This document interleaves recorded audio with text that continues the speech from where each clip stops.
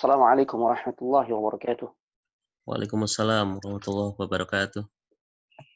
Innal hamdalillah nahmaduhu wa nasta'inuhu wa nastaghfiruh wa na'udzu billahi min shururi anfusina wa min sayyiati a'malina. Man yahdihillahu fala mudilla lahu wa man yudlil fala hadiya lahu. Asyhadu an la ilaha illallah wahdahu la syarika lahu wa asyhadu anna Muhammadan 'abduhu wa rasuluh la nabiyya ba'dahu. Allahumma shalli wa sallim ala hadzal nabiyil karim وعلى آله وأصحابه أجمعين يا أيها الذين آمنوا اتقوا الله حق تقاته ولا تموتن إلا وأنتم مسلمون يا أيها الذين آمنوا اتقوا الله وقولوا قولا سديدا يصلح لكم أعمالكم ويغفر لكم ذنوبكم ومن يطع الله ورسوله فقد فاز فوزا عظيما فإن أصدق الحديث كتاب الله وخير الهدى هدى محمد صلى الله عليه وآله وسلم وشر الأمور محدثاتها وكل محدثة بدعة وكل بدعة ضلالة وكل ضلالة في النار أما بعد أيها الإخوان والأخوات في الله رحمني الله وإياكم. Para ikhwan dan juga akhwat, saudara-saudariku, pemirsa jamaah dari masjid atau kajian Masjid Baitur Rahman yang mudah-mudahan kita semua senantiasa diberikan rahmat oleh Allah Subhanahu wa taala. Alhamdulillah kita sangat bersyukur kepadanya di pagi hari yang cerah ini.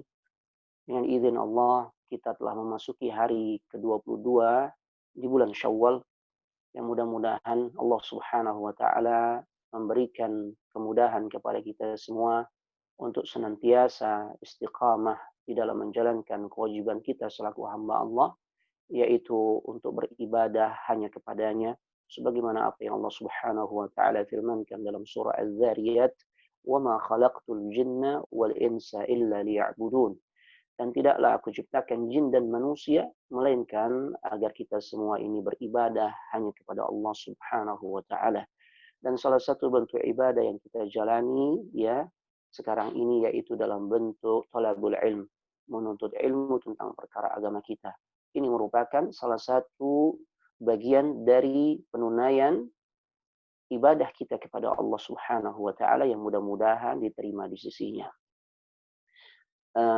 Berhubung sekarang masih tanggal 22, jadi masih ada kesempatan yang insya Allah pas untuk kami tetap sampaikan bagi para jemaah yang belum melaksanakan puasa 6 hari di bulan Syawal, maka masih ada kesempatan karena keutamaan yang amat sangat besar yang dimana Nabi Shallallahu Alaihi Wasallam menjanjikan setelah kita menyelesaikan puasa di bulan suci Ramadan, thumma atba'ahu sittan min Syawal, kemudian kita melanjutkan untuk beribadah puasa di bulan Syawal hanya 6 hari saja, 6 hari saja, maka menjadikan nilai ibadah puasa kita kana kasiyamid dahr.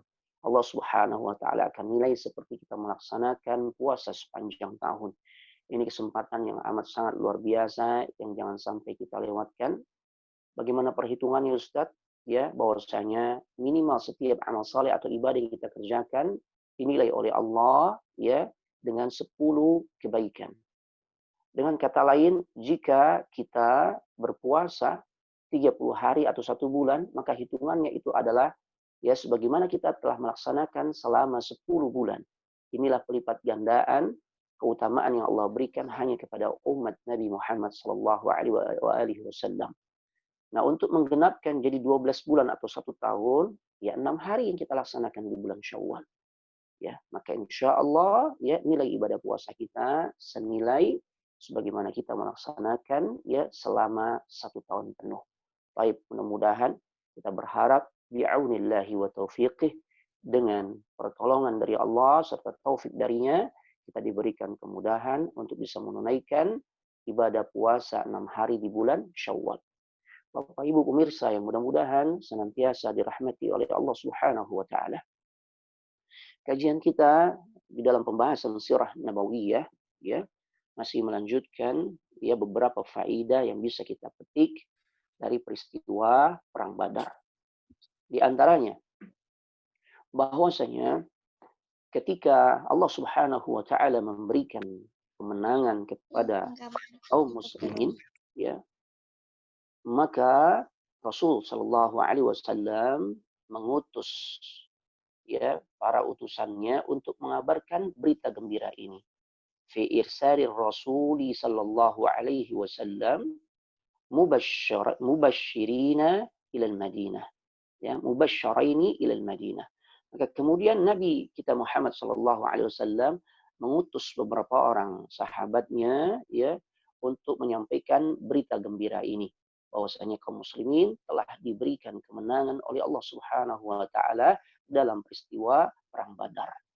Dari sini, ya, kita bisa memahami atau ada satu faedah ilmu yang bisa kita petik, bahwasanya, ya, memberikan atau menyampaikan berita gembira itu merupakan satu perkara yang sangat dianjurkan di dalam Islam. Ya, jika kita mendapatkan satu kebaikan yang kita rasakan, maka sampaikan berita gembira tersebut kepada saudara-saudara kita. Ya, karena sesungguhnya membuat atau menyampaikan berita gembira, memasukkan, menghadirkan perasaan gembira kepada saudara kita, ini merupakan satu bentuk al-khair, satu bentuk kebaikan yang sangat dianjurkan di dalam syariat Islam. Wal mu'min yuhibbu li akhihi al-khair. Karena sesungguhnya orang yang beriman itu sangat menyukai, ya, kebaikan buat saudaranya. Dia memasukkan rasa senang, menghadirkan rasa senang kepada saudaranya, itu sangat dianjurkan. Oleh karenanya, bukan justru sebaliknya. Jangan sampai justru, ya, di antara kita terjebak untuk menyampaikan sesuatu hal yang justru meresahkan. Ya, terlebih di suasana atau kondisi, situasi kondisi Allah Subhanahu wa taala masih menguji kita semua. Ya, seluruh umat manusia, ya, di muka bumi ini Allah masih uji dengan wabah COVID-19. Ya. Maka dalam kondisi yang seperti ini, alangkah idealnya jika kita semua saling memperkuat keyakinan kepada Allah Subhanahu wa taala, bahwasanya di balik, ya, ujian yang Allah Subhanahu wa taala berikan ini pasti mengandung hikmah, bukan justru menyampaikan informasi-informasi yang meresahkan, ya, yang kadang kala bahkan informasi tersebut, ya, tidak jelas, tidak jelas keotentikannya, tidak bisa dipertanggungjawabkan, atau dalam bahasa yang sekarang kita mudah pahami, informasi-informasi yang sifatnya hoax. Justru sampaikan berita-berita gembira dan justru menghadirkan rasa tawakal yang besar kepada Allah, keyakinan kepada Allah bahwasanya, ya, semua ini tidak akan selamanya. Ya, semua pasti akan ada jalan keluar yang Allah Subhanahu wa taala berikan. Ini harus kita sampaikan kepada kaum muslimin, bukan justru membuat berita-berita yang tidak jelas yang menjadikan justru banyak manusia merasa khawatir. Ya, kita bisa dapati betapa banyak ketika pemerintah diperkuat oleh para ulama sudah menyampaikan himbauan-himbauan agar kita, ya, melakukan upaya-upaya pencegahan agar wabah COVID-19 ini, ya, tidak mempengaruhi diri kita atau keluarga kita, agar diri kita terjaga dari keburukan COVID-19, di antara dengan beberapa protokol-protokol yang sudah ditetapkan. Maka patuhi itu. Sampai pada di tempat-tempat ibadah yang alhamdulillah kita sangat bersyukur, ya, bahwasanya pemerintah kita sudah memberikan kelonggaran untuk, ya, kita bisa kembali beribadah di masjid. Bahkan di antara hikmah yang bisa dipetik di antaranya adalah, ya, bahwasanya di Baitur Rahman yang tadinya belum pernah dilaksanakan sholat Jumat, ya, maka alhamdulillah ternyata, ya, berawal dari wabah ini sekarang, ya, Baitur Rahman sudah bisa menyelenggarakan ibadah sholat Jumat. Itu di antara hikmah. Itu di antara hikmah. Bukan justru kita membuat risau kaum muslimin atau manusia pada umumnya dengan informasi-informasi yang sebenarnya tidak pas untuk kita sampaikan. Kemudian, apa hikmah berikutnya yang bisa kita petik dari peristiwa Ghazwat Badar? Ya, dijelaskan oleh para ulama, fi ikhtilafil muslimina 'ala al-ghanaim wa inqisamihim fi ar-ra'yi na'khudhu al-hadr min ad-dunya. ketika ada perselisihan di kalangan para sahabat tentang bagaimana status untuk membagi-bagi harta ghanimah, ya, yang satu sama lain memiliki pendapat yang berbeda-beda. Ya, di buku kita dijelaskan terkait dengan harta ghanimah terjadi perselisihan di kalangan ya manusia pada saat itu, ya. Ada yang merasa ya mereka lebih berhak untuk mendapatkan lebih dibandingkan yang lain. Mereka bertanya-tanya tentang ghanimah.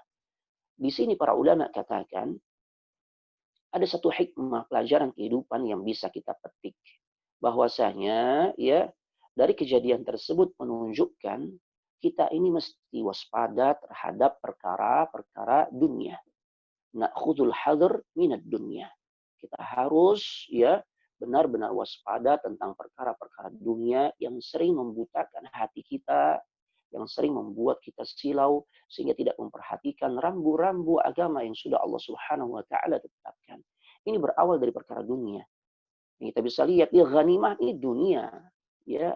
Ini dunia, harta rampasan perang yang dimana ya, penghalalannya Allah hanya berikan kepada umat Nabi Muhammad SAW. Di umat-umat terdahulu, jika ya kaum umat terdahulu bersama nabinya berhasil atau diberikan kemenangan dalam satu peperangan oleh Allah Subhanahu wa taala, ya, mereka bisa menaklukkan satu negeri, ya, maka harta rampasan perangnya itu tidak boleh mereka kuasai. Ya, tapi ya pada umat Nabi Muhammad sallallahu alaihi wasallam Allah Subhanahu wa taala halalkan. Namun demikian, tentu segala sesuatunya ada prosedur, ada tata cara yang memang harus dipatuhi. Ya, pembagian ghanimah ini hak prerogatif dari Rasulullah SAW untuk membaginya berdasarkan wahyu dari Allah Subhanahu wa taala. Makanya kemudian setelah terjadi perselisihan ya di kalangan manusia di saat itu ya tentang bagaimana nih tata cara pembagian ghanimahnya. Ada yang merasa lebih berhak dia mendapatkan lebih dibandingkan yang lain. Maka pada akhirnya Allah Subhanahu wa taala ya menurunkan wahyu di dalam Al-Qur'an di antaranya surah Al-Anfal. Ya ketika Allah Subhanahu wa taala berfirman, "Yas'alunaka 'anil anfal." Kata Allah Subhanahu wa taala dalam surah Al-Anfal, dimulai dari ayat pertama, mereka kaum muslimin di masa itu ya saling menanyakan kepadamu, yaitu kepada Rasul kita Muhammad sallallahu alaihi wasallam tentang apa? Tentang pembagian harta rampasan perang. Maka Allah Subhanahu wa taala mengatakan, memerintahkan kepada Rasulullah SAW untuk dia sampaikan kepada umatnya, "Qulil anfalu lillahi war rasul." Katakanlah ya Muhammad, katakan kepada umatmu bahwasanya harta rampasan perang itu hakikatnya sebenarnya adalah milik Allah dan Rasulnya. Artinya pembagiannya nanti bukan berdasarkan selera atau keinginan masing-masing dari mereka, tapi menunggu ketetapan dari Allah yang disampaikan oleh Rasulnya. Ya, bahkan Allah Subhanahu wa taala pun berpesan dalam ayat ini. Ya, karena ini menyangkut perkara dunia, maka Allah nggak lupa untuk menyampaikan pesan. Fattaqullah, maka bertakwalah kepada Allah, takutlah kepada Allah. Terlebih untuk perkara-perkara yang sifatnya dunia, yang banyak melenakan manusia, sehingga tidak memperhatikan, tidak mengindahkan hukum-hukum Allah. Takutlah kepada Allah. Wa aslihu dzata bainikum. Ya, dan kemudian Allah Subhanahu wa taala ya menyampaikan pesan, perbaikilah hubungan di antara sesama kalian. Ya jangan sampai dengan sebab dunia menjadikan kalian ya bertikai, terpecah belah, ribut, berantem, masing-masing bawa lawyer ya untuk menuntut haknya, ya. Jangan seperti itu. Ya, maka kata Allah, wa aslihu zata bainikum. Perbaikilah hubungan ya di antara kalian satu dengan lainnya. Wa ati'ullah. Taatilah Allah. Ya urusan yang seperti ini biarkan Rasulullah SAW yang nanti akan menyampaikan kepada kalian bagaimana teknis pembagiannya. Wa ati'ullah wa rasulah. Taatilah Allah dan Rasulnya in kuntum mu'minin. jika kalian, kata Allah Subhanahu wa taala, benar-benar termasuk golongan orang-orang yang beriman. Ya. Jadi dalam ayat ini Allah Subhanahu wa taala mengatakan bahwasanya ghanimah itu adalah milik Allah, ya, yang kemudian nanti disampaikan oleh Rasulullah SAW untuk bagaimana teknis tata cara pembagiannya. Ya, jadi yang penting poinnya kewajiban manusia adalah bertakwa. Ya, bertakwa. Damaikan antara orang-orang yang bertikai agar selalu mereka taat kepada Allah Subhanahu wa taala. Kemudian, ya, perkara berikutnya di antara al-fawaid, faidah yang bisa kita petik, pelajaran yang bisa kita petik dari peristiwa perang Badar, yaitu bahwasanya Rasulullah SAW kembali, ya, saat dari peperangan tersebut menuju kota suci Madinah, dan tentunya ya setelah beliau sampai di Madinah bersama beliau dan juga para sahabat adalah adanya para tawanan yang tentu mereka adalah dari kalangan orang-orang kafir. Dan di sini Rasulullah SAW memerintahkan wa qad awsa bihim khaira. Rasulullah SAW memerintahkan kepada para sahabatnya untuk memperlakukan para tawanan perang dari kalangan orang-orang musyrikin Quraisy, perlakukan mereka dengan sangat baik. Ya, perlakukan mereka dengan baik. Ya. Dan sahabat adalah orang yang paling taat, sekalipun tentu mereka bertanya-tanya. Ya, yang sebagaimana mungkin pertanyaan itu pun pasti muncul dalam diri kita. Kenapa kita harus perlakukan orang-orang yang jelas-jelas sebelumnya melakukan banyak kezaliman, bahkan berusaha membunuh kaum muslimin dan Rasulullah SAW di dalam kancah peperangan. Bahkan tidak hanya dalam kancah peperangan. Ya, kanu qabla qalil yuqatiluna rasul wa ashabah. Mereka juga adalah orang-orang yang termasuk senantiasa berusaha memerangi, membunuh, bahkan berusaha untuk membunuh Rasul dan para sahabatnya. Ya, dan bukankah mereka yang memberikan juga siksaan kepada Rasul dan para sahabat ketika Rasulullah SAW masih di Mekah bersama para sahabat? Ya, bahkan di sini dijelaskan dengan asyaddal adza, dengan siksaan yang ya sangat-sangat pedih, siksaan yang amat sangat ya sadis mereka berikan kepada Rasul dan para sahabat. Ya, tapi ternyata keindahan ajaran Islam yang disampaikan oleh Rasulullah SAW, ya, di sini kita bisa melihat ternyata Rasulullah SAW justru memerintahkan agar para sahabat memperlakukan semua tawanan perang itu dengan sebaik-baiknya. Ya, sekalipun mereka dulunya adalah ya para tawanan perang ini adalah orang-orang yang termasuk ya menyakiti Nabi kita Muhammad SAW dan juga para sahabat atau kaum muslimin di masa itu. Tapi ternyata Rasul tidak ya memberikan balasan kejahatan kepada mereka. Ini satu hikmah yang amat sangat luar biasa. Ya, seringkali dalam kehidupan kita, ya, di dalam interaksi kita, di dalam muamalah kita kepada sesama manusia, apakah kepada sesama kaum muslimin atau bahkan ya kepada orang-orang di luar kaum muslimin sekalipun, ya, kita harus memperhatikan bab akhlak, ya, akhlak yang baik, perilaku yang baik, ya.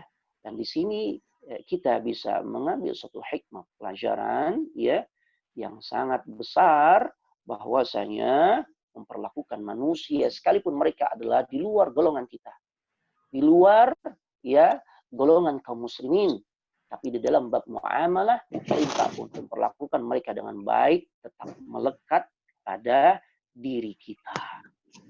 Ya, tetap kita diperintahkan untuk memperlakukan manusia dengan sebaik-baiknya, sekalipun ya mereka adalah golongan orang-orang di luar Islam.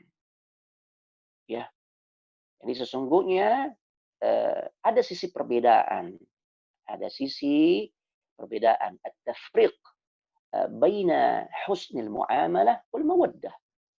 Ada sisi perbedaan antara memperlakukan manusia dengan baik, dengan saling memberikan cinta kasih. Ya. Memberikan cinta kasih, rasa kasih sayang itu hanya diberikan kepada sesama kaum muslimin. Yaitu yang dalam bahasa agama disebut al-mawaddah.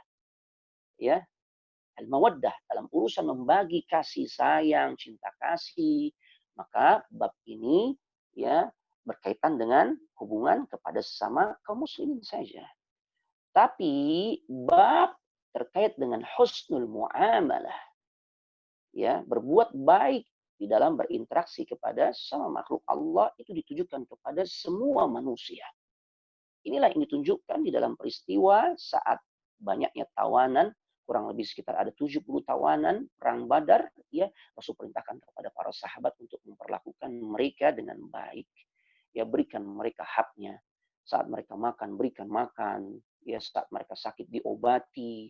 Ya, bahkan mereka pun diberikan hak untuk membebaskan dirinya, ya, di antaranya dengan membayar tebusan, ya, dengan dua cara.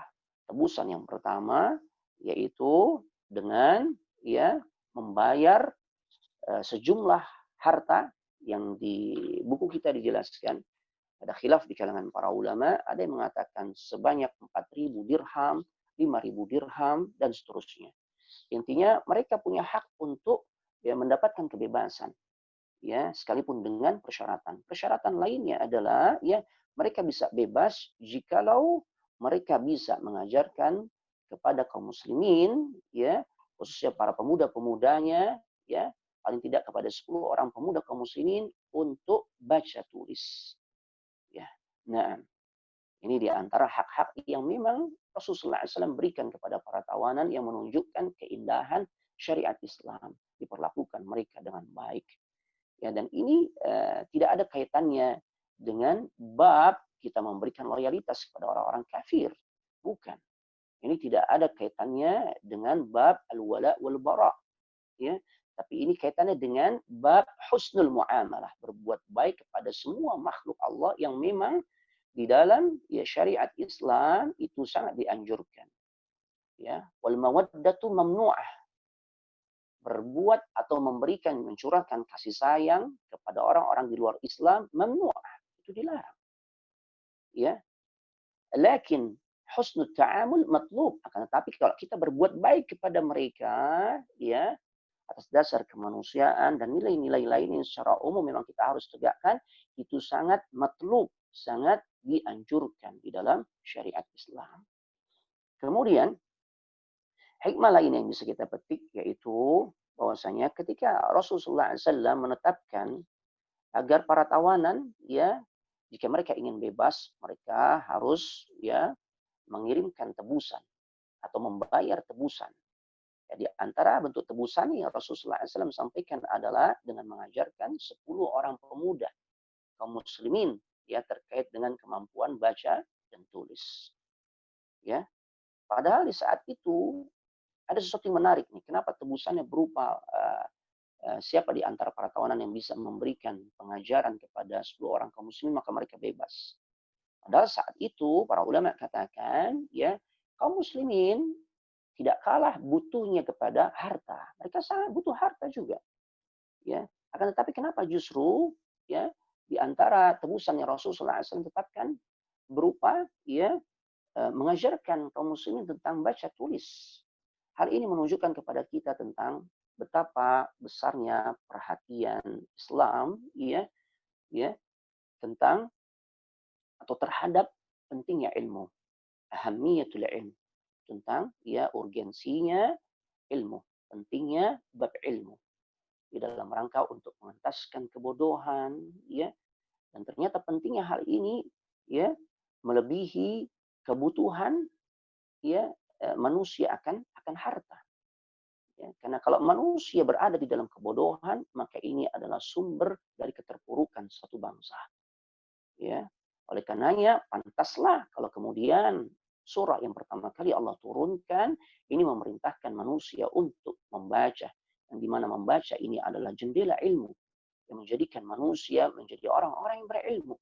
Allah Subhanahu wa taala firmankan, "Iqra bismi rabbikal ladzi khalaq, khalaqal insana min 'alaq, iqra wa rabbukal akram alladzi 'allama bil qalam 'allamal insana ma lam ya'lam. Bacalah dengan menyebut nama Tuhanmu yang telah menciptakan segala sesuatu. Ya. Khalaqal insana min 'alaq. Allah menciptakan manusia ya dari segumpal darah. Kemudian Allah kembali ingatkan untuk membaca, Iqra, bacalah. Ya, wa rabbukal akram. Dan Rabbmu lah yang maha mulia, yang maha akram, maha mulia. Alladzi 'allama bil qalam. Dialah Allah, ya.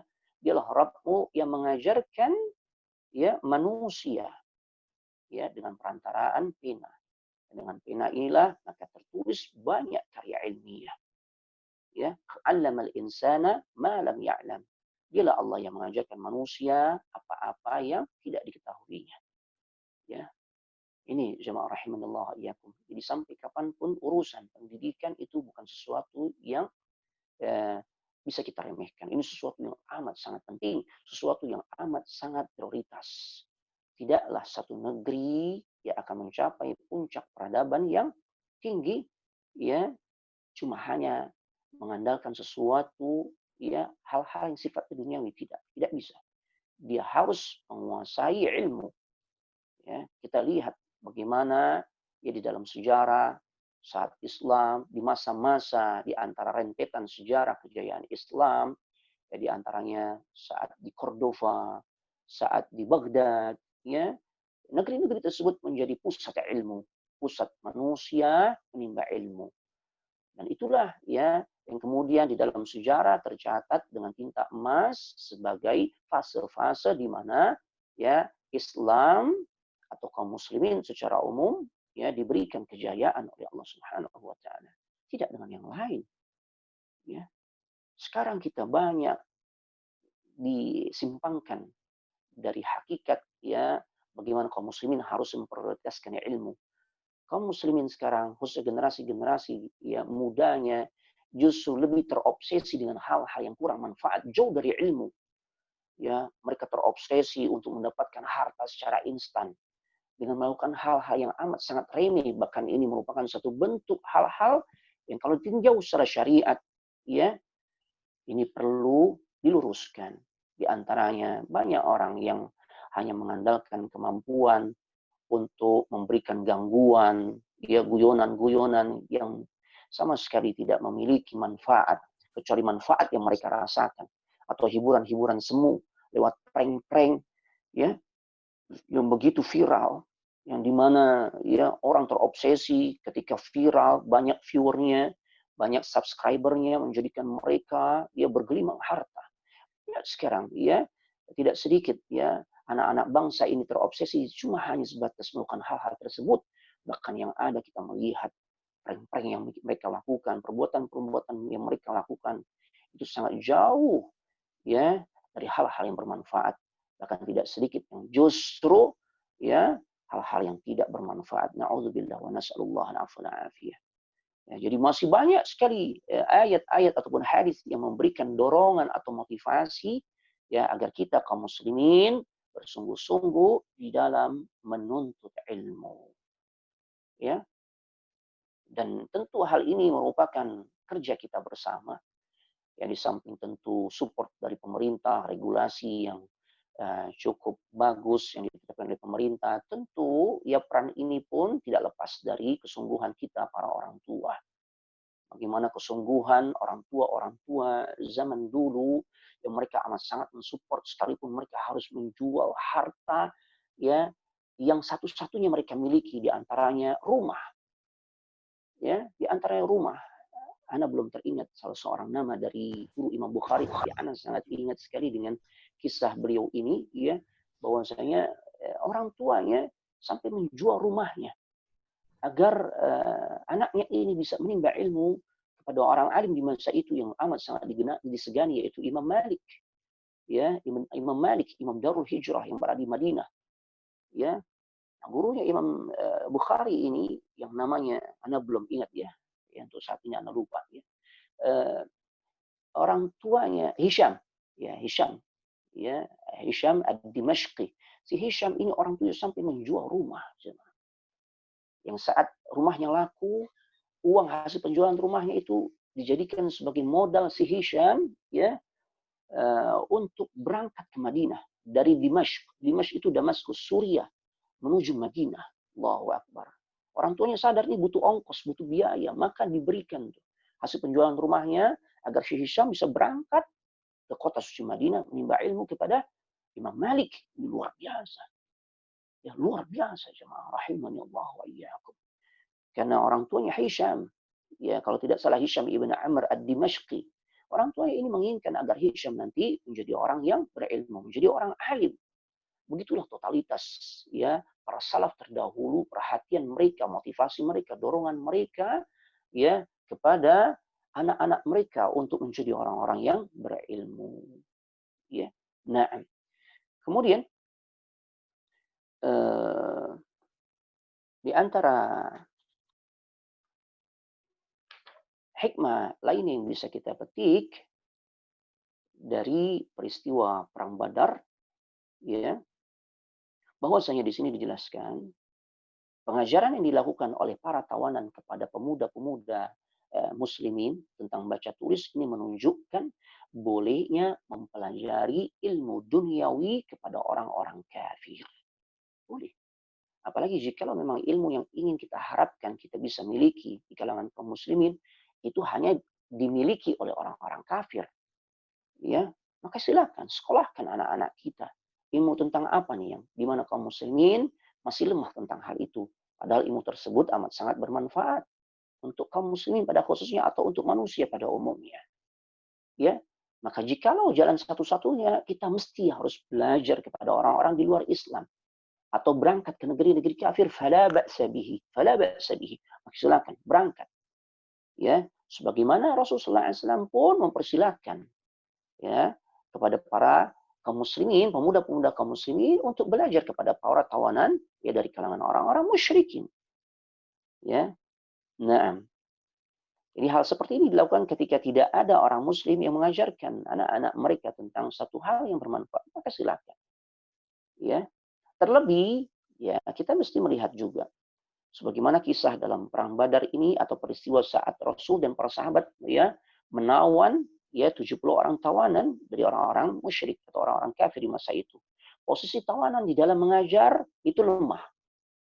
Mereka tidak bisa mengendalikan kaum muslimin atau menyusupi ya anak-anak kaum muslimin dengan hal-hal yang tidak baik yang bisa merusak akidah karena posisi mereka adalah tawanan. Ya. Jadi tidak bisa dijadikan sebagai ya dalil di mana segala perkara kita harus memutuskan ya hubungan dengan orang-orang kafir, tidak jemaah. Ya. Yang dimana kita nih harus komitmen memiliki prinsip yang kuat kokoh itu di dalam perkara akidah atau dalam perkara ibadah. Adapun dalam perkara yang sifatnya duniawi diperbolehkan jual beli dengan mereka, menjadikan mereka sebagai rekanan bisnis, terlebih mereka lah yang menguasai misalnya jalur perdagangan. Ya, maka boleh. Nah, ya, maka boleh dalam hal ini. Baik. Ini di antara ya, hikmah-hikmah yang belum tersampaikan terkait dengan peristiwa Perang Badar.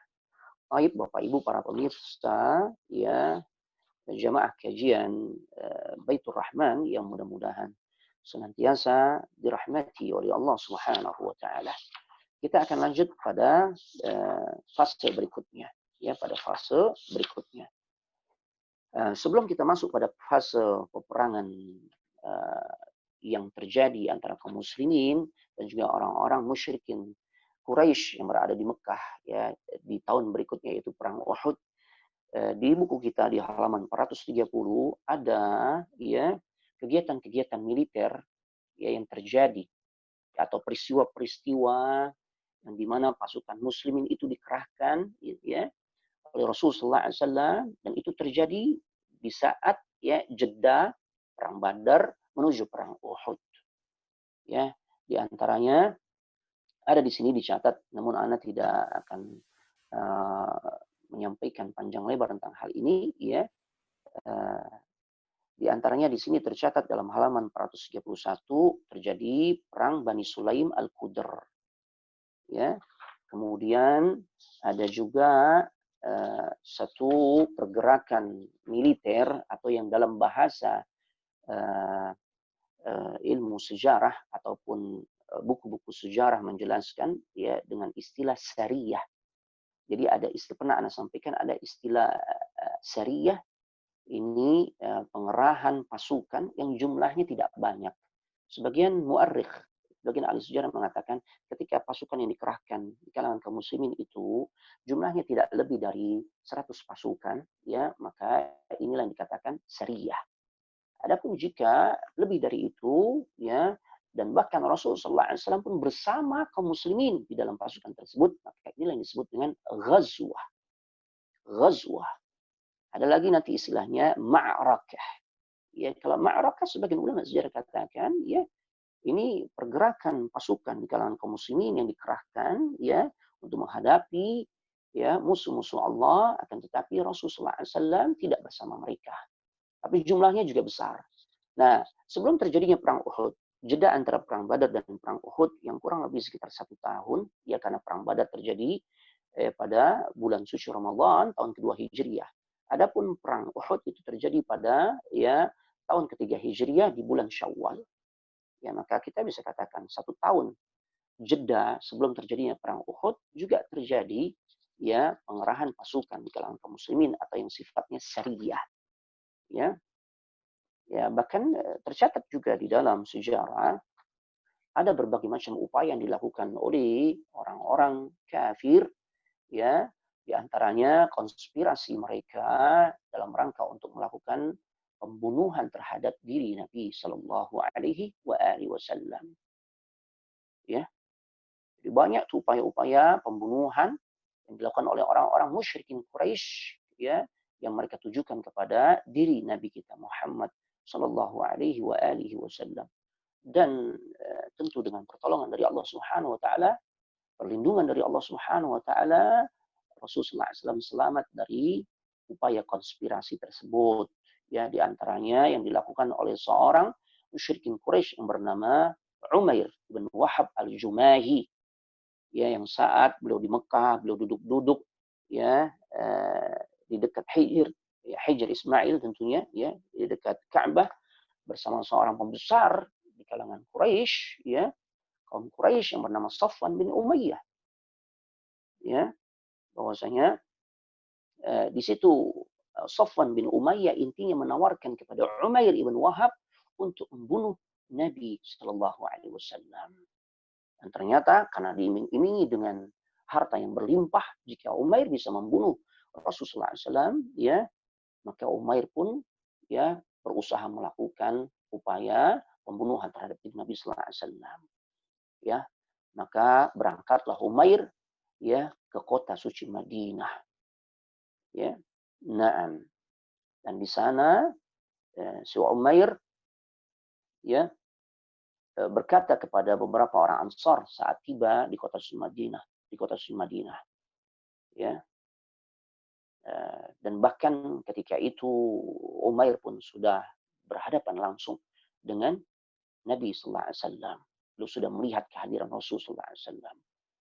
Ya, akan tetapi gelagat niat buruk ini, ya, dibaca oleh para sahabat, terdeteksi oleh para sahabat, di antaranya Umar ibn Al-Khattab, yang ketika Umair, ya, memasuki Madinah dalam keadaan membawa pedang, ya, maka saat gelagatnya dilihat oleh sahabat Umar ibn Al-Khattab, maka sahabat Umar pun segera memegang tali pedang si Umair, ya, dan Umar segera menginterogasinya, ya, akan tetapi Nabi Sallallahu Alaihi Wasallam justru biarkan, ya, da'hu ya Umar, biarkan dia ya Umar, ya.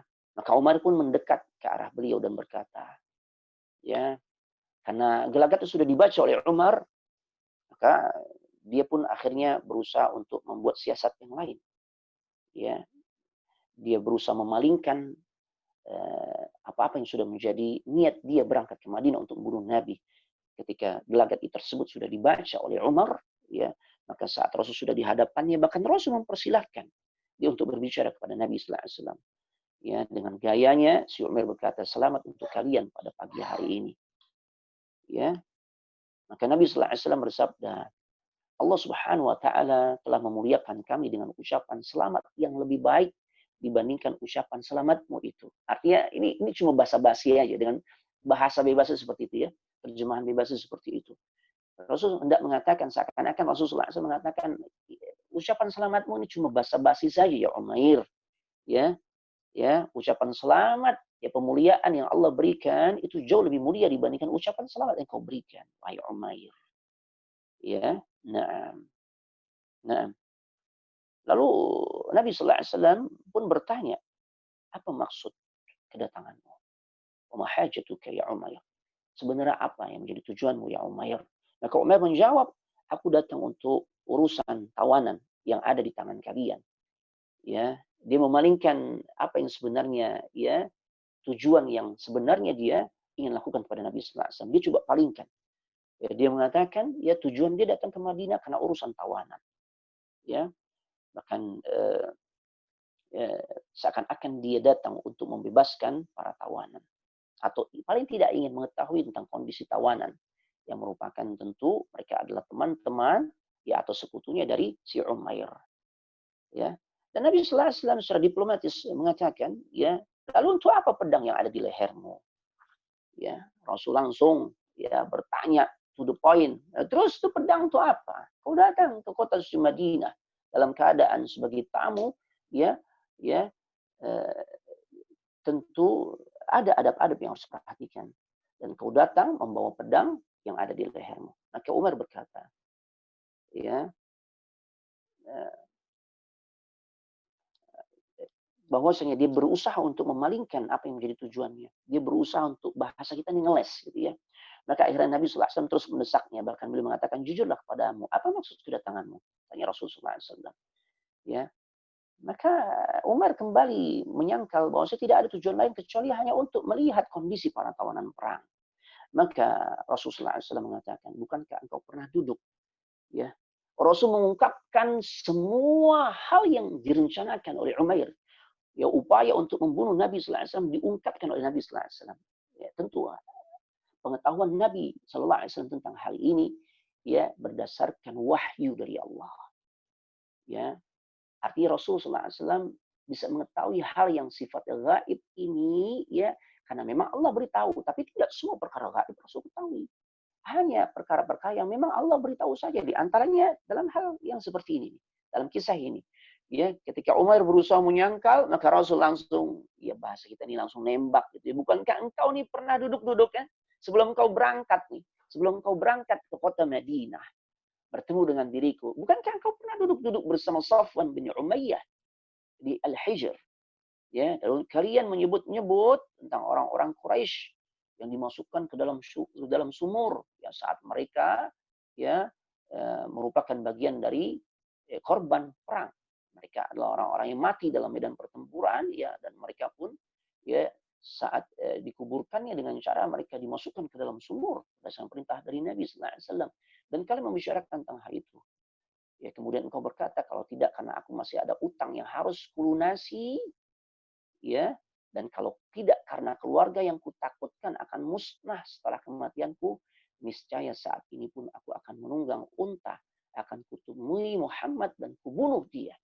Bukankah hal itu yang kau bicarakan kepada Zumayyah dan kepada Safwan dan bukankah Safwan ya akan menanggung utang-utangmu, membebaskan hutang-hutangmu dan keluargamu ya, ya tapi dengan syarat engkau membunuhku.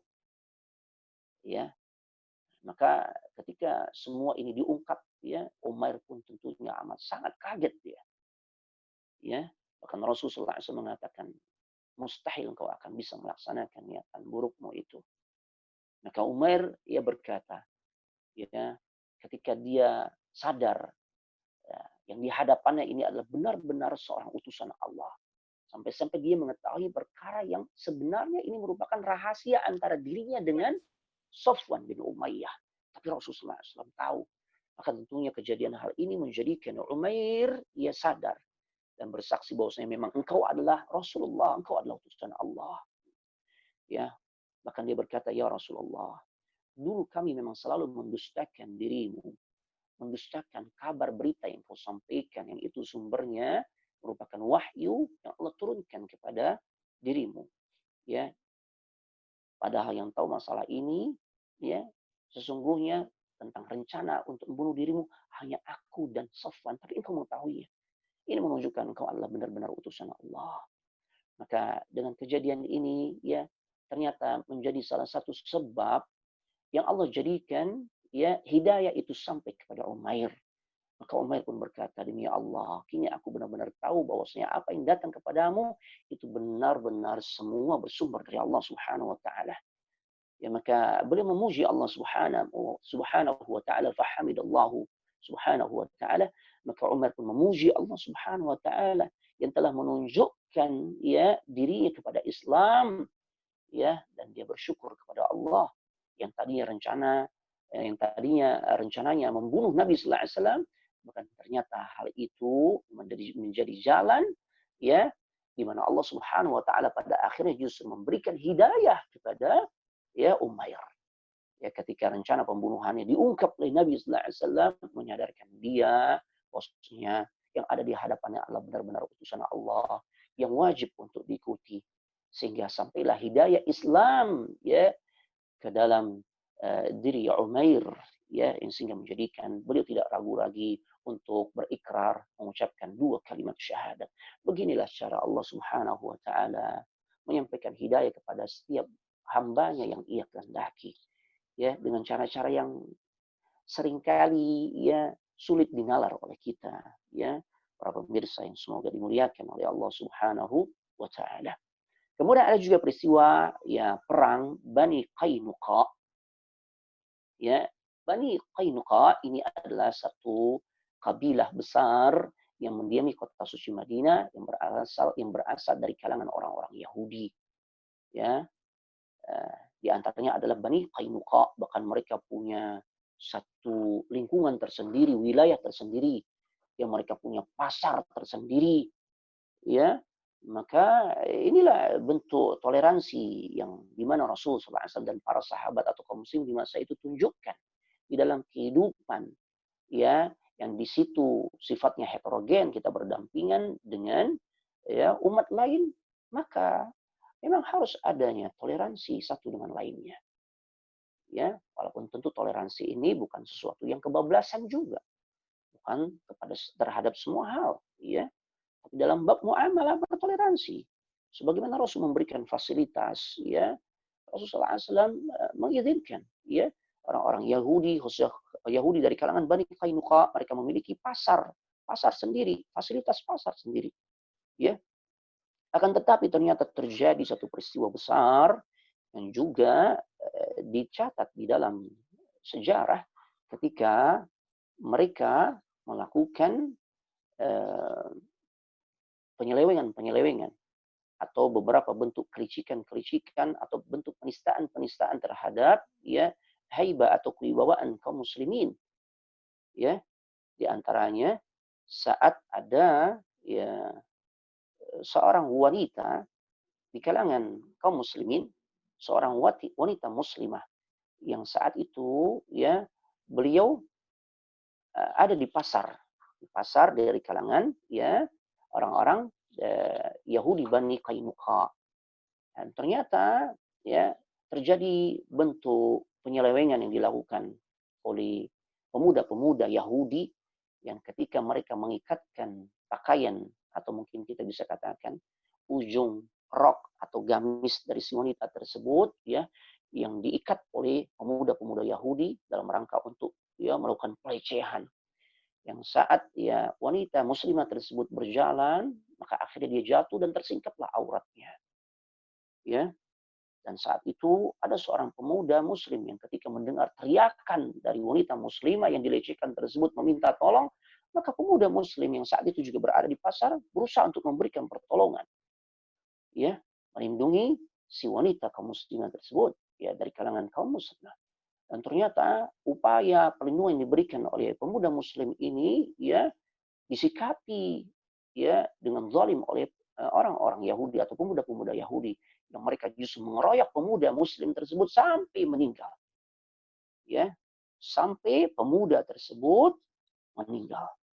Maka akhirnya Rasulullah SAW pun mengetahui tentang peristiwa ini dan untuk menunjukkan wibawa kaum muslimin, ya terhadap pelecehan yang dialami oleh kaum muslimin, ya yang terjadi pada seorang wanita muslimah yang saat berangkat ya atau berada di pasar dilecehkan oleh pemuda-pemuda Yahudi, ya dan bahkan seorang pemuda muslim yang berusaha untuk memberikan perlindungan pembelaan terhadap wanita muslimah tersebut pun menjadi korban kezaliman mereka. Maka Rasulullah SAW pun ya mengerahkan pasukan ya untuk menegakkan keadilan. Ini wibawa kaum muslimin ditunjukkan. Tapi pasukan yang Rasulullah SAW kerahkan ini bukan serta merta untuk langsung mengobrak-abrik tuh perkampungan Bani Qainuqa, enggak. Ya, tunjukkan tuh wibawa kaum muslimin. Kaum muslimin punya kekuatan, enggak boleh dilecehkan. Ya, dan Rasulullah SAW ya saat menunjukkan hal itu beliau perintahkan serahkan pemuda-pemuda yang melakukan penyelewengan terhadap seorang wanita muslimah, bahkan melakukan pembunuhan terhadap seorang pemuda muslim. Serahkan mereka, kita akan tegakkan keadilan, selesai masalah. Tapi justru ternyata ya orang-orang dari kalangan Yahudi Bani Qainuqa melindungi ya pemuda-pemuda yang melakukan pelecehan tersebut yang sehingga pada akhirnya Rasul pun memberikan batasan waktu. Ya, sebagian ulama sejarah mengatakan 10 hari, ada yang mengatakan 15 hari, ya kurang lebih seperti itu. Rasul mengepung perkampungan Bani Qainuqa, ya, yang sehingga mereka terisolir dan mereka pada akhirnya merasakan ya rasa takut yang luar biasa ketika kaum muslimin mengepung mereka berhari-hari lamanya. Yang pada akhirnya ketika mereka juga tidak kooperatif terhadap apa yang Rasulullah SAW ya inginkan agar mereka menyerahkan pelaku-pelaku penyelewengan terhadap wanita muslimah tersebut, maka akhirnya ketika hal itu tidak diindahkan, ya Rasul pun mengusir mereka. Ya, mereka pun akhirnya ya terusir ya dari perkampungannya dengan sebab perbuatan mereka sendiri.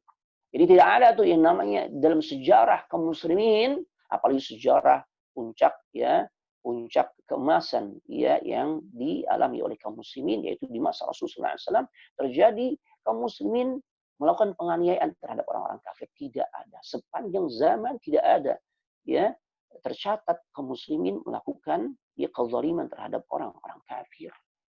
Ya tidak ada jemaah, terlindungi. Ya, adapun yang terjadi di kalangan Bani Yahudi, Bani Qainuqa itu karena perbuatan mereka. Dan ini dalam upaya menegakkan keadilan dan satu sisi menunjukkan juga wibawa kaum muslimin.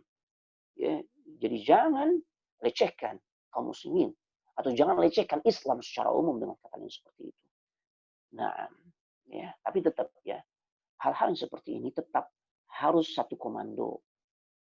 Ya, ulil amri yang punya kewenangan mutlak untuk menunjukkan ya kewibawaan kaum muslimin. Ya, nah, baik. Ini di antara beberapa peristiwa-peristiwa sejarah ya yang tercatat ya di buku-buku sejarah ya di antara peristiwa yang terjadi sebelum terjadinya peperangan Uhud atau antara perang Badar dan perang Uhud kurang lebih 1 tahun itu ada peristiwa-peristiwa sejarah yang ya kita bisa ketahui ya yang itu pun dialami oleh kaum muslimin di antaranya saat ya orang-orang dari kalangan Yahudi Bani Qainuqa terusir dari perkampungannya dengan sebab ulah perbuatan mereka. Nah, setelah itu barulah kemudian ya para ulama sejarah mengungkap tentang peristiwa ya yang mengawali terjadinya perang Uhud, ya perang yang kanat ghazwatu Uhud yang terjadi yaum as-sabti fi syahri Syawal di hari Sabtu. Ini peperangan terjadi di hari Sabtu di bulan Syawal ya minas sanati tsalisati minal hijrah di tahun ketiga Hijriyah. Nah, apa sih sebab terjadinya ya kembali kok ada perang lagi nih antara kaum muslimin dan orang-orang musyrikin yang ada di kota suci Mekah. Sebabnya tidak lain adalah ya karena rasa dendam yang begitu mendalam di kalangan orang-orang musyrikin Quraisy ya kepada kaum muslimin. Jadi mereka berusaha untuk menuntut balas. Saat di perang Badar mereka kalah. Ya sekalipun jumlah mereka jauh lebih banyak, tapi Allah ternyata memberikan kemenangan untuk kaum muslimin. Dan itu akhirnya ya meninggalkan dendam yang begitu mendalam ya di kalangan orang-orang musyrikin Quraisy, sehingga mereka pun pada akhirnya mempersiapkan ya pasukan ya untuk melakukan upaya balas dendam, dan mereka berangkat kembali ya nanti ya ke kota suci Madinah untuk ya berperang atau ya melawan untuk menghancurkan kaum muslimin yang ada di kota suci Madinah ya yang dipimpin oleh Rasul kita Muhammad sallallahu alaihi wa alihi wasallam ya. Insyaallah nanti tentang peristiwa peperangan tersebut kita akan ceritakan di dalam pertemuan berikutnya. Adapun sekarang jika ada hal-hal yang ingin ditanyakan, fadhal kami persilahkan.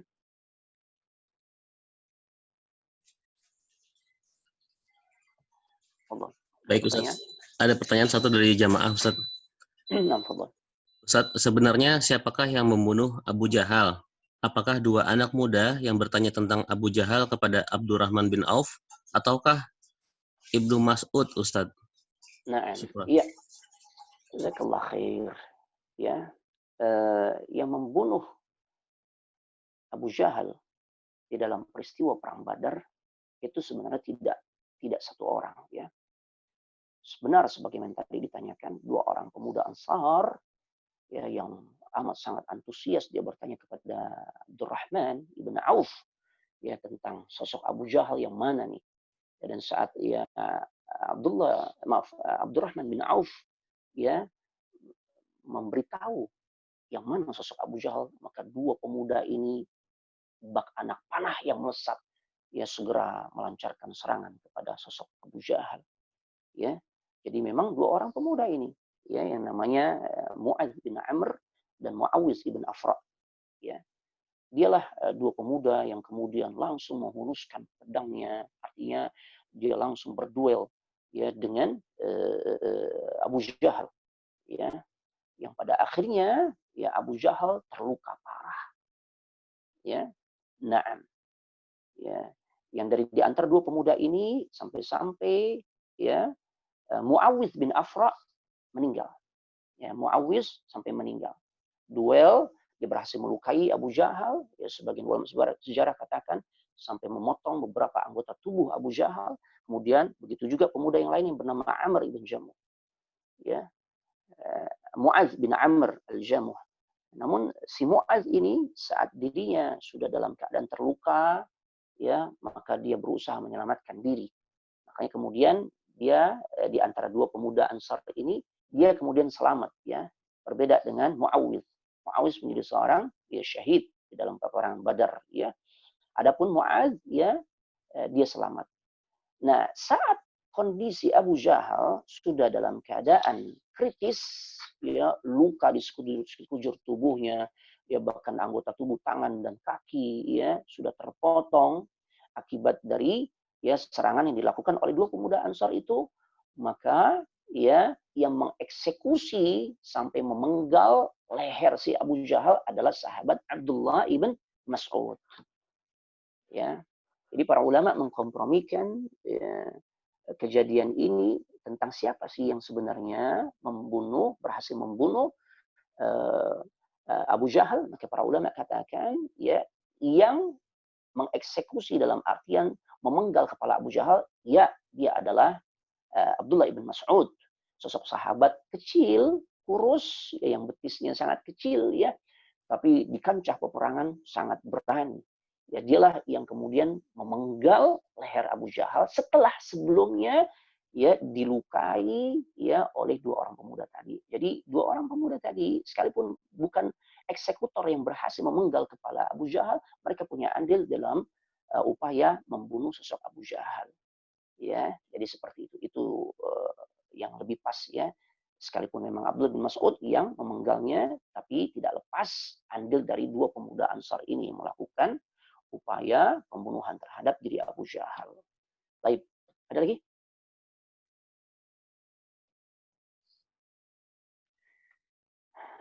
Nah.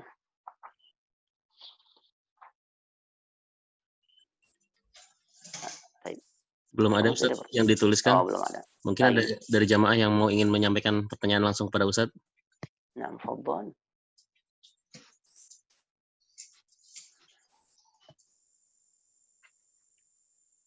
Ada pertanyaan, Bapak Ibu? Tidak ada kayak sepertinya Ustaz. Tidak ada ya? Baik, jika memang tidak ada, maka kita cukupkan sampai di sini. Jangan lupa untuk senantiasa kita berdoa ya kepada Allah Subhanahu wa taala. Semoga Allah Subhanahu wa taala mengkaruniakan kepada kita semua ya kesabaran menghadapi situasi kondisi. Allah masih tetap menguji kita dengan adanya wabah virus COVID-19 ini. Yakinlah di balik ujian yang Allah berikan pasti banyak hikmah kebaikan yang bisa kita petik ya, dan jangan mudah terprovokasi atau mengikuti informasi-informasi atau terpengaruh dengan informasi-informasi yang tidak jelas ya, yang sehingga menjadikan kita ini tidak mau patuh kepada aturan-aturan yang telah dibuat oleh pemerintah, apalagi sudah diperkuat oleh para ulama ya lewat fatwa-fatwanya ya. Di antaranya kami juga mengingatkan ya sebelum kami menutup kajian ini ya fatwa yang cukup bagus yang Masya Allah luar biasa fatwa ini sangat berbobot ya untuk kita bisa jadikan sebagai panduan ya, fatwa yang disampaikan oleh Syekh Sulaiman ya Ibn Sulaiman Ar-Ruhaili ya tentang bagaimana sikap kita menghadapi situasi kondisi ya COVID-19 ini yang banyak sekali orang-orang menyebarkan informasi-informasi menjadikan kita ini kadang-kala tidak mau patuh terhadap aturan-aturan yang sudah ditetapkan oleh pemerintah. Ya padahal perkara adanya pandemi ini merupakan perkara yang jelas ya merisaukan ya diri kita. Ya terlebih sudah semakin bertambahnya ya kurang lebih sekitar sudah 1,5 juta manusia menjadi korban ya virus COVID-19. Ya mereka menemui ajalnya. Ya terlebih ya untuk orang-orang yang usianya ya masuk kategori usia sepuh, ya mereka orang-orang yang potensinya besar terpapar ya virus ini. Ya, jangan kita terpengaruh dengan adanya ungkapan-ungkapan yang tidak bisa dipertanggungjawabkan yang disebarluaskan oleh orang-orang yang beliau katakan dha'ufat uquluhum, ya akal mereka itu lemah, atau mereka bahkan beliau katakan ausa'at qusuduhum, mereka boleh jadi memiliki tujuan-tujuan yang buruk yang mereka di mana mengatakan virus ini sebenarnya nggak nyata nih, nggak ada virus nih, ini hanya sebatas ya, apa istilahnya muamarah, konspirasi saja. Ini hati-hati, beliau katakan ini adalah sebuah kesombongan terhadap realita. Ya, sudah jelas-jelas virus ini mewabah di seluruh penjuru dunia.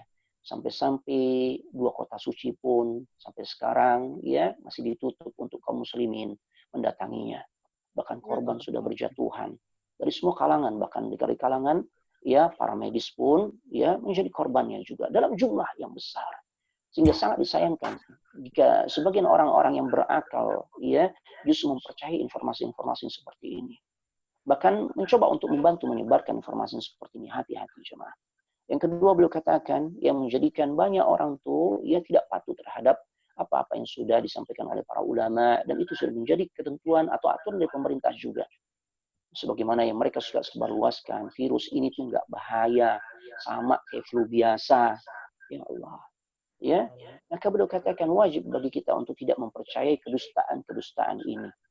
Ya, dan tidak ikut andil pula untuk menyebarkan informasi seperti ini. Ya, bukan ranah kita untuk melakukan hal-hal yang seperti ini, yang mengatakan ini adalah konspirasi dan seterusnya.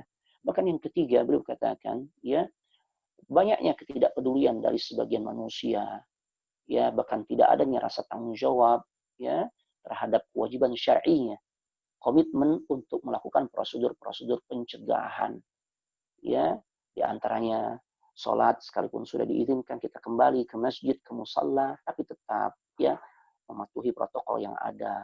At-taba'ud bainal musallin, kita membuat jarak satu dengan lainnya dengan jamaah. Ini merupakan bentuk ketaatan kita kepada Allah dan Rasul-Nya dan ketaatan kita kepada ulil amri. Di samping juga ini untuk sebagai bentuk ikhtiar yang maksimal menjauhkan diri kita ya dari perkara-perkara yang bisa membahayakan diri kita. Ini perintah agama. Ya. Ini perintah agama, jangan disepelekan. Karena banyak tersebar yang meremehkan hal ini. Takut tuh sama Allah, bukan sama virus. Ya Allah, Ini takut yang tidak. Yang ketika ada pada diri manusia, maka ini bukan takut yang menjadikan manusia itu tersebut, manusia itu dicela, bukan. Ini takut yang tabi'i dan punya dasar yang kuat. Ya, taib. Jadi jangan mudah terprovokasi, terpengaruh oleh informasi-informasi yang tidak bisa dipertanggungjawabkan. Kita tetap patuh kepada aturan pemerintah sambil terus berharap kepada Allah. Allah segera angkat wabah ini. Allahumma srif 'anna al-waba, Allahumma srif 'anna al-waba, Allahumma srif 'anna al-waba. Wahai Allah, angkatlah wabah ini dari muka bumi. Demikian yang bisa kami sampaikan. Ya, jika tidak ada pertanyaan ya. Oke, kita selesaikan. Gimana, host? Tidak ada lagi pertanyaan kan? Masih ada satu pertanyaan terakhir, Ustaz, dari jemaah. Apa itu? Nah, mengenai doa perang Badar yang sempat viral. Apakah doa tersebut memang hanya cocok untuk saat tersebut atau dan tidak untuk saat ini, Ustaz, doa perang Badar tersebut? Iya, bahkan dijadikan sebagai komoditi politik ya. Nah, seperti terjadi di musim kampanye yang lalu ya. Nah, iya, para ulama yang kita ikuti keteladanan mereka, khususnya di kalangan para salafus saleh, di kalangan para sahabat, yang mereka sepeninggal Nabi Sallallahu Alaihi Wasallam pun mengalami peristiwa-peristiwa yang mencekam sebagaimana yang dialami oleh Nabi dan para sahabat di masa itu. Ya, peperangan-peperangan yang terus berlanjut di masa Khalifah Abu Bakar, Umar, Utsman, Ali dan seterusnya. Yang itu amat sangat mengancam eksistensi keberadaan kaum muslimin secara umum. Tapi ternyata kita tidak dapati para sahabat yang paling tidak diwakili oleh Al-Khulafa'ur Rasyidun. Ya, ya Abu Bakar, Umar, Utsman dan Ali menyampaikan doa itu. Ya, baik. Jadi sebagian ulama mengatakan memang doa yang secara khusus Nabi sallallahu alaihi wasallam ya saking inginnya Allah Subhanahu wa taala, ya saking inginnya beliau tuh menginginkan Allah memberikan kemenangan untuk kaum muslimin menyampaikan doa tersebut. Karena kondisi yang amat sangat genting, ya, eksistensi kaum muslimin amat sangat ya dipertaruhkan di dalam kancah peperangan tersebut. Ya, kalau sekarang kan ini masih qila wa qala, masih katanya, ini bahaya nih. Ini semua nih yang bikin kita nih takut jauh dari masjid nih PKI nih tuh gitu ya. Ya, sampai-sampai di tempat anak nih kejadian. Ya Allah. Ya, orang-orang yang menyeru ya agar kaum muslimin ikuti anjuran pemerintah. Ya, saat kemarin kan kita sholat itu di rumah ya. Nah, di antara ikhwan tuh menyampaikan dengan cara yang santun, ya udah kita ikuti aja anjuran pemerintah, itu yang terbaik ya untuk menjaga keselamatan diri keluarga kita, orang-orang dekat kita. Tapi para ulama sudah berfatwa, ada pula majelis ulama yang sudah memberikan fatwanya, laksanakan di rumah sholat Idul Fitri. Apa mereka katakan? Oh, PKI ini, ya sampai-sampai tetap siapapun yang menghalangi kita untuk sholat Idul Fitri, hadapi kami. Makanya sampai-sampai di tempat anak ya, tempat kami itu sholat Idul Fitri, ya itu sambil bawa golok cuma, ya, sambil bawa golok. Nah, ya ini hal-hal yang seperti ini yang tentu kita ya tidak inginkan. Nah, jadi tentunya dalam hal ini ya Bapak Ibu para pemirsa yang semoga dimuliakan oleh Allah Subhanahu wa taala, ya terkait dengan doa tersebut ya karena memang kondisinya saat perang Badar itu luar biasa dipertaruhkan eksistensi atau keberadaan kaum muslimin. Ya sampai-sampai beliau katakan jika intuhlik hadhil isabah, jika kaum muslimin ya hancur ya maka beliau khawatir dirimu tidak disembah lagi oleh manusia. Ini sebuah kekhawatiran yang ada dasar. Bayangkan 313 atau 319 kurang lebih sekitar segitu ya melawan 1000 kurang lebih 1000 pasukan kafir dengan persenjataan mereka yang lebih lengkap dibandingkan kaum muslimin yang memang tidak siap untuk berperang sebenarnya. Tentu keadaan begitu amat sangat mencekam. Berbeda dengan kondisi sekarang yang kita alami. Kita sholat, kita melaksanakan kajian syiar-syiar agama begitu bebas. Ya, Masya Allah. Ini Darussalam. Ya, Darussalam. Negeri yang aman, sentosa. Ya, adapun nikmat rasa aman yang kita rasakan sedikit Allah cabut, itu bukan kaitannya dengan musuh-musuh Islam yang jelas nyata-nyata. Ya, ada di hadapan kita. Bukan. Ya. Walaupun tentu kita tidak boleh juga lengah, tapi bukan ranah kita menyampaikan hal-hal yang sebenarnya kita belum tahu tentang hakikat sebenarnya. Yang terbaik buat kita adalah senantiasa meminta perlindungan kepada Allah Subhanahu wa taala, ya, dan terus meningkatkan kualitas diri kita selaku hamba Allah dan memperbaiki hubungan kita kepada semua manusia. Insya Allah Allah akan berikan penjagaan dan perlindungannya. Maka kita akan bisa melihat, ya, bagaimana, ya, hikmah ketaatan yang ditunjukkan oleh seorang hamba, ya, maka Allah akan berikan penjagaan, perlindungan, bahkan kemenangan. Begitu sebaliknya, tidak taat kita, maka Allah jauhkan kita dari kemenangan, ya, yang Allah akan berikan kepada kaum muslimin. Tentang hal itu kita akan mengambil pelajarannya dari kisah perang Uhud yang insya Allah kita akan, ya, sama-sama ikuti di bulan depan insya Allah. Demikian bisa Anda sampaikan, ya. Kami kembalikan kepada host, ya. Sebelumnya kami tutup dengan doa kafaratul majlis. Subhanakallahumma bihamdik asyhadu an la ilaha illa anta astaghfiruka wa atubu ilaik. Assalamualaikum warahmatullahi wabarakatuh. Waalaikumsalam warahmatullahi Warahmatullahi wabarakatuh. wabarakatuh. Jazakallah khair Ustaz. Barakallahu fiik. Wa iyyakum. Ngopi ya nih? Oke, Ustaz. Ya. Masya Allah. Baik, Ana pamit ya. Baik, jazakallah khair.